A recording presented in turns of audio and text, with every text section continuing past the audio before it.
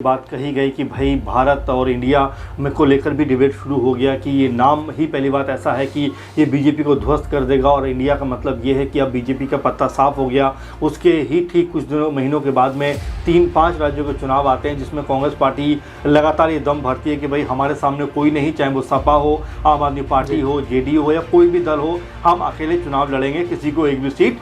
PM के चेहरे का जिक्र किया तो वाकई इसके लेकर मुझे भी ऐसा लग रहा है कि हो सकता है कि अभी इंडिया गठबंधन एक बड़ा दाव यहाँ पर खेलती हुई नजर आ जाए और ये कहे कि भाई बीजेपी ने तो सिर्फ ये कहा कि हम महिलाओं को आगे रखेंगे, लेकिन उन्होंने तो एक भी तीनों राज्यों की अगर बात करें तो एक भी महिला मुख्यमंत्री को जो है मौका नहीं दिया बनने का, और ऐसे में जो एक मुख्यमंत्री उनकी महिला थी भी दावेदार, उनको भी साइडलाइन कर दिया गया। तो यहाँ पर कांग्रेस पार्टी हो सकता है या जो इंडिया गठबंधन के लोग हैं वो ममता बनर्जी का नाम आगे करके कहीं ना कहीं इस मामले में बढ़त लेने का प्रयास कर सकते।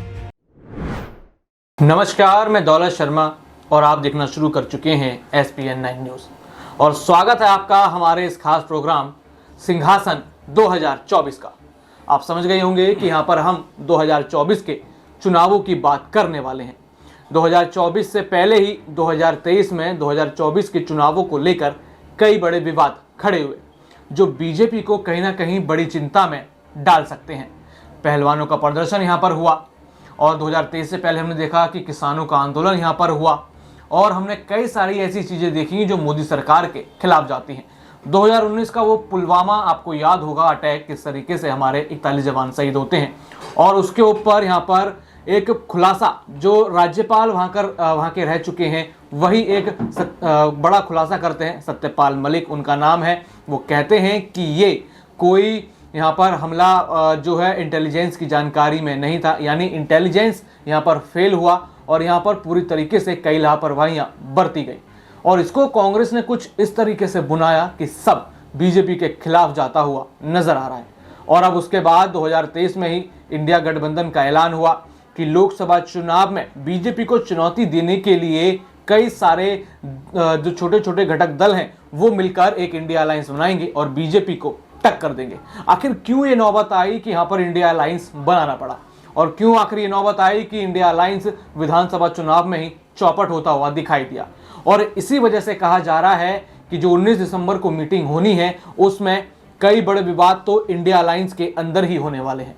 सबसे पहला विवाद यहाँ पर देखा जाएगा सीट शेयरिंग का विवाद, जो हमने विधानसभा चुनावों में देखा। अखिलेश यादव और राहुल गांधी के बीच जो मतभेद हुए थे और अब यहाँ पर दिल्ली के मुख्यमंत्री अरविंद केजरीवाल भी अपने लिए पंजाब में 13 की 13 लोकसभा सीटें मांग रहे हैं।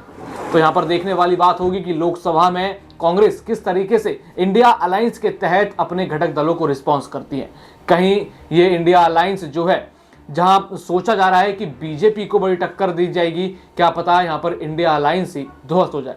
लगातार यहाँ पर बातचीत होगी और इस चर्चा में हमारे साथ अमन सर मौजूद हैं और यहाँ पर सबसे पहले उनसे सवाल करेंगे कि क्या ये जो इंडिया अलायंस सर यहाँ पर बना है ये बीजेपी को बड़ी टक्कर देगा या फिर ये खुद में ही उलझकर कहीं ना कहीं ध्वस्त होता हुआ नजर आएगा। देखिए बिल्कुल दौलत, और जिस तरह इंडिया गठबंधन बना और उसके बाद ये बात कही गई कि भाई भारत और इंडिया में को लेकर भी डिबेट शुरू हो गया कि ये नाम ही पहली बात ऐसा है कि ये बीजेपी को ध्वस्त कर देगा और इंडिया का मतलब ये है कि अब बीजेपी का पत्ता साफ हो गया। उसके ही ठीक कुछ महीनों के बाद में 3-5 राज्यों के चुनाव आते हैं जिसमें कांग्रेस पार्टी लगातार ये दम भरती है कि भाई हमारे सामने कोई नहीं, चाहे वो सपा हो, आम आदमी पार्टी हो, जेडीयू हो या कोई भी दल हो, हम अकेले चुनाव लड़ेंगे, किसी को एक भी सीट नहीं देंगे। और ये बात लगातार कॉन्फिडेंस से इस लेवल पर कही गई कि जो कमलनाथ चेहरा थे, कांग्रेस पार्टी का मुख्यमंत्री फेस थे मध्य प्रदेश में, वो कहते हैं कौन अखिलेश बखिलेश और ऐसी बातें कहते हुए नजर आते हैं कि वो अपने ही दल यानी अपने ही गुट के जो कह सकते हैं लोग हैं उनके खिलाफ इस तरह के बयानबाजी करते हैं और जब परिणाम सामने आते हैं तो सबके होश फाख्ता हो जाते हैं। क्योंकि तीनों राज्य जो हिंदी बेल्ट के थे जिसमें 2 में कांग्रेस पार्टी की सरकार थी, वो तीनों ही राज्य एक तरीके से कांग्रेस पार्टी के हाथ से निकल जाते हैं। तो ये बताता है अपने आप में कि किस तरह से ओवर कॉन्फिडेंट कांग्रेस पार्टी थी। उसने अपने सामने अपने ही गुट के दलों को कुछ नहीं समझा, अपने ही जो कह सकते हैं अलायंस की पार्टियों को उसने एक भी सीट देने का फैसला नहीं किया। अखिलेश यादव बार बार कहते रहे कि भाई हमें कम से कम कुछ ही सीटों पर आप चुनाव लड़ने दो, लेकिन कांग्रेस पार्टी ने साफ इनकार कर दिया। अब जबकि इन सब के अब एक बार फिर ये तमाम सारे जो दल हैं एक साथ बैठने वाले हैं, एक साथ बैठ के बात करने वाले हैं कि भाई सीट शेयरिंग को लेकर बात करने वाले हैं कि भाई यूपी में जहाँ पर कांग्रेस पार्टी के इक्का दुक्का कह सकते हैं सांसद हैं, वहाँ पर अब अखिलेश यादव क्या उनको 10 सीटें भी देने को राजी होंगे, ये अपने आप में बड़ा सवाल बन जाएगा। क्योंकि जिस तरह से मध्य प्रदेश में उन्होंने उनके साथ किया है, मेरे ख्याल से वैसा ही कुछ अब उसका जो है पलटवार अब अखिलेश यादव भी करते हुए नजर आएंगे। बिहार में कांग्रेस पार्टी को कितनी सीटें मिलेंगी, जहाँ पर उनका एक भी कह सकते हैं कि कांग्रेस पार्टी का लगभग वहाँ पर स्थिति जो है बुरी है। इसके अलावा जो और भी दल हैं, तो ये कहने का मतलब ये है कि अब जो वोट शेयरिंग के साथ बात, अब जो सीट शेयरिंग है उसको लेकर कांग्रेस पार्टी किस तरह का कोई रास्ता निकालती हुई नजर आएगी। और दौलत, उससे भी बड़ी बात यह है कि इतने सारे चेहरों में कौन सा एक वो चेहरा होगा जो पीएम पद के लिए कहीं ना कहीं सामने निकल कर आएगा। क्योंकि सब इस समय अपने आप में पीएम बनने को राजी हैं, चाहे अरविंद केजरीवाल की आप बात करें, नीतीश कुमार की आप बात करें, राहुल गांधी की बात करें, अखिलेश यादव की बात करें,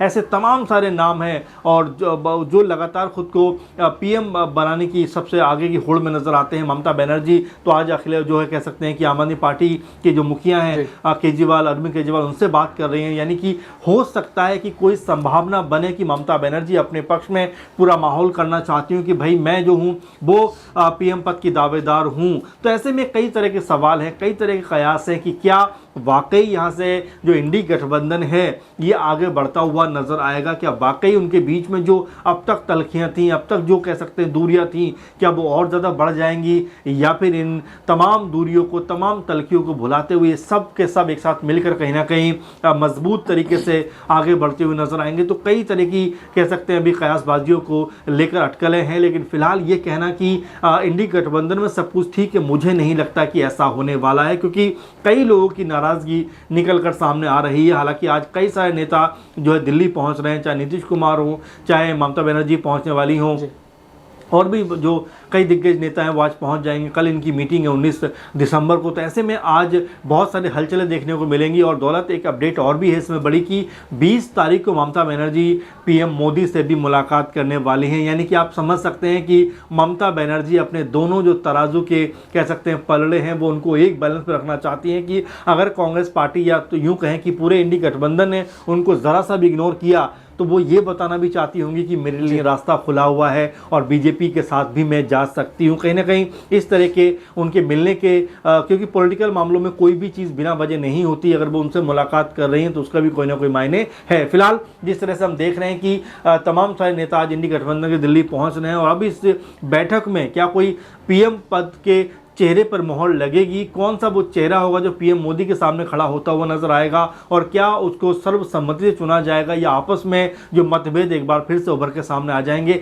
इसको लेकर और इसके ऊपर मेरे ख्याल से सबकी नज़र लगी हुई है।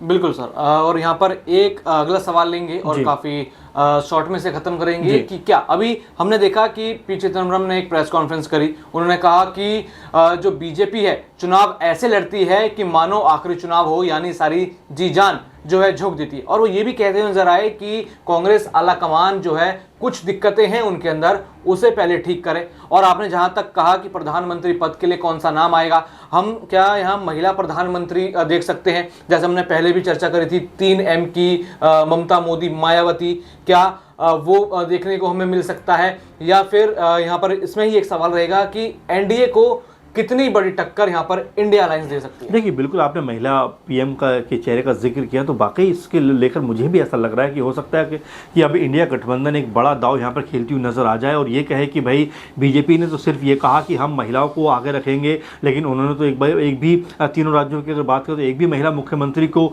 जो है मौका नहीं दिया बनने का। और ऐसे में जो एक मुख्यमंत्री उनकी महिला थी भी दावेदार, उनको भी साइडलाइन कर दिया गया। तो यहाँ पर कांग्रेस पार्टी हो सकता है या जो इंडी गठबंधन के लोग हैं वो ममता बनर्जी का नाम आगे करें, कहीं ना कहीं इस मामले में बढ़त लेने का प्रयास कर सकते हैं कि अगर ममता बनर्जी का नाम निकलकर सामने आता है तो ये बात कहेंगे कि भाई देखिए, हमने महिलाओं का सम्मान किया, महिलाओं का जो आरक्षण की बात कर रहे थे कि बीजेपी वाले तो सिर्फ करते हैं, लेकिन हमने वो चीज़ करके दिखा दी। तो हो सकता है कि ममता बनर्जी का नाम निकलकर इसमें सामने आ जाए और वो ही पीएम पद की दावेदार हो जाए। लेकिन फिलहाल अभी कुछ भी कहना जल्दबाजी होगा, क्योंकि कांग्रेस पार्टी तो भाई राहुल गांधी के बिना मानने को राजी है नहीं। राहुल गांधी को ही वो अपना जो कह सकते हैं कि सबसे बड़ा नेता मानती है। तो देखना ये दिलचस्प होगा कि कैसे उनको वो जो है बड़े लेवल पे लेके जाती है और प्रोजेक्ट करती है, और साथ में तमाम जो और भी दल हैं उनका कैसे समर्थन उनको मिलता है, ये देखना दिलचस्प होगा। लेकिन फिलहाल महिला एंगल से अगर सोचा जाए तो मुझे ऐसा लगता है दौलत कि ममता बनर्जी शायद इस रेस में सबसे आगे नजर आएंगी।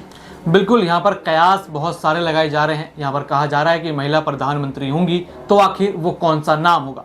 यहाँ पर कई सारे नाम खुल के आए हैं कि ममता बनर्जी, मायावती। हालांकि मायावती अभी इंडिया अलायंस में जुड़ी नहीं है। अगर इंडिया अलायंस में वो जुड़ जाती हैं तो कहीं ना कहीं जो ये ताकत है इंडिया अलायंस की वो बढ़ जाएगी। तो देखने वाली बात होगी कि 2024 में इंडिया अलायंस कितना एनडीए या कह लीजिए बीजेपी पर भारी पड़ता है, क्या प्रधानमंत्री नरेंद्र मोदी को टक्कर दे पाता है कि नहीं। बाकी और भी ऐसी खबरें और चर्चाएं जानने के लिए देखते रहिए SPN9 न्यूज़। धन्यवाद।